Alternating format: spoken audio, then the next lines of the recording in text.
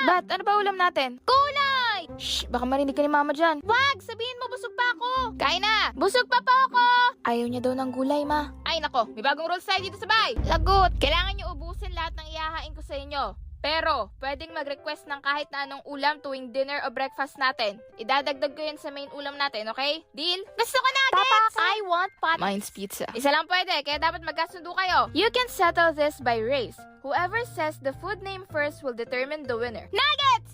Bilis naman. Lugi. Tomorrow's another day. Okay, sige, nuggets. Tutuin ko lang. Tapos na po agad. Ang bilis. Kainan na. Monday, Tuesday, Wednesday, Thursday, Friday, Saturday, Sunday. Monday, Tuesday, Wednesday, Thursday, Friday, 7 days a week. Yay! Sausage! This is becoming unhealthy. O nga po, ma. Di ba dapat balance po lagi ang kinakain? That's true. Claire will get used to it. Okay lang, eating right pa din naman kayo. And how did that happen? Lahat ng inuulam natin, plant-based, so zero cholesterol, source of fiber, at good source of protein din. Paano po nangyari yun? Is she lying? Hindi ako nagsisinungaling, no? Ito, oh. We've been eating that every day. Gulay? Ba't ang sarap?